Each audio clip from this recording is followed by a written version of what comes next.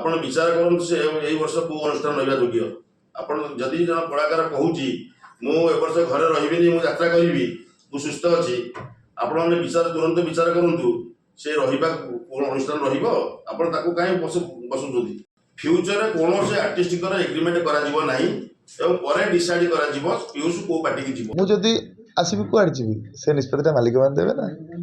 ମୁଁ ମୋ ନିଷ୍ପତ୍ତି ନେଇଥିଲି।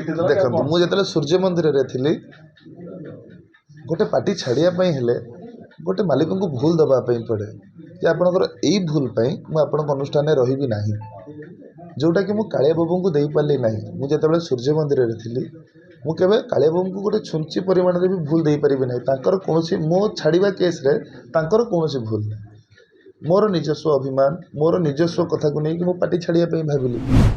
ତାପରେ ତାଙ୍କର ମନ ମାନିନଥିବ ସେ ନାଇଁ ଏଇ ଯେଉଁ ସଂଘକୁ ଜଣାଇଛନ୍ତି, ସଂଘ କିଛି ରିଆକ୍ସନ୍ ଦେଲାଣି? ଏପର୍ଯ୍ୟନ୍ତ କିଛି ରିଆକ୍ସନ୍ ଦେଇନି। ସଂଘ ବର୍ତ୍ତମାନ କାଲି ଯେଉଁ ମୁଁ ଆପଣଙ୍କୁ ଜଣେଇଛି, ଯେଉଁ ଆପଣଙ୍କର ଯେଉଁ ଚିଠି କରିଛି ସଂଘକୁ ଯେ ପିୟୁଷ ଯେଉଁ ବାଇଟ୍ ଦେଲେ 2026 ମସିହା ପାଖରୁ ସେ ସିଂହ ବାହିନୀରେ ରହିବେ ଏବଂ ବର୍ତ୍ତମାନ ମୋର 45,90,000 ତାଙ୍କ ମୋର ଅଗ୍ରିମ ଅଛି ଏବଂ ତାଙ୍କର ଏଗ୍ରିମେଣ୍ଟ ମଧ୍ୟ ମୋର ବଳବତ୍ତର ଅଛି। ଆପଣ ବିଚାର କରନ୍ତୁ ସେ ଏଇ ବର୍ଷ କୋଉ ଅନୁଷ୍ଠାନ ରହିବା ଯୋଗ୍ୟ।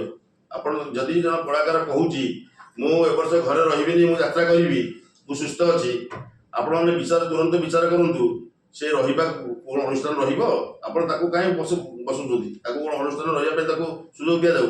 ଏବଂ ଆପଣ ବିଚାର କରନ୍ତୁ ସେ କୋଉ ଅନୁଷ୍ଠାନ ରହିବ।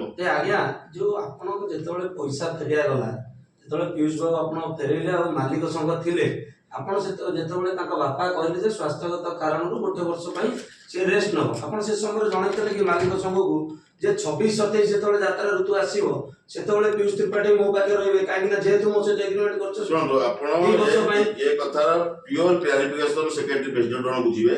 ତେଣୁ ମୁଁ କାହିଁକି ନା ମୁଁ ଜଣେ ଆଧାର କ୍ଲିୟର କରୁଛି, ମୁଁ ସଦସ୍ୟ ଜଣେ, ମୋ କଥାଟା ଫାଇନାଲ ନୁହେଁ। ମିଟିଂରେ ଗୋଟେ ଡିକ୍ଲେୟାର ହେଇଥିଲା ଯେ ଏଇ ତାକୁ ରେଷ୍ଟ ଦିଆଯିବ ଏବଂ ଫ୍ୟୁଚରରେ କୌଣସି ଆର୍ଟିଷ୍ଟଙ୍କର ଏଗ୍ରିମେଣ୍ଟ କରାଯିବ ନାହିଁ ଏବଂ ପରେ ଡିସାଇଡ୍ କରାଯିବ ପିୟୁଷ କୋଉ ପାର୍ଟିକି ଯିବ। ଆଜ୍ଞା, ଆପଣ କହୁନାହାନ୍ତି ଯେତେବେଳେ ସଂଘ ଯେତେବେଳେ ଆପଣଙ୍କର ଯୋଉ ମିଟିଂ ହେଲା ପିୟୁଷ ବାବୁ ଆପଣଙ୍କୁ 57 ଲକ୍ଷ ଦେଲେ, ୟାଙ୍କୁ ଚେକ୍ ଆକାରରେ ଫେରେଇଲେ, ସେତେବେଳେ ଯେତେବେଳେ କୁହାଗଲା ଯେ ବର୍ଷେ ପାଇଁ ପିୟୁଷ ରେଷ୍ଟ ନେବେ, ସେତେବେଳେ ଆପଣ ଦାବି ରଖିଥିଲେ କି ଆପଣଙ୍କର କିଛି ପ୍ରସ୍ତାବ ରଖିଥିଲେ କି ଯୋଉ ବର୍ଷ ପିୟୁଷ ଯାତ୍ରା କରିବେ ସେଇ ଗୋଟେ ବର୍ଷ ଆପଣଙ୍କ ପାଖରେ ରହିବେ, ଯେହେତୁ ସେ ଆପଣଙ୍କ ପାଇଁ 2 ବର୍ଷ ପାଇଁ ଏଗ୍ରିମେଣ୍ଟ କରିଥିଲେ? ନାଇଁ, ଏଟା ମୁଁ ପ୍ରସ୍ତାବ ରଖିନଥିଲି। ପ୍ରସ୍ତାବ ରଖା ହେଇଥିଲା, ମାନେ ଗୋଟେ ପ୍ରସ୍ତାବ ହେଇଥିଲା ଯେ ନେକ୍ସଟ ଯେତେବେଳେ ଡିସାଇଡ୍ ହବ ପିୟୁଷ କୋଉ ଜାଗାରେ ରହିବେ ସେଟା ସଂଘ ଡିସାଇଡ୍ କରିବ। ଆପଣ ତ ଏଗ୍ରିମେଣ୍ଟ କରିଛନ୍ତି ନା, ମୋ ଏଗ୍ରିମେଣ୍ଟଟା 14/6/2026 ସୁଦ୍ଧା ସରିଯାଉଛି। ତାପରେ ମୁଁ ଆଉ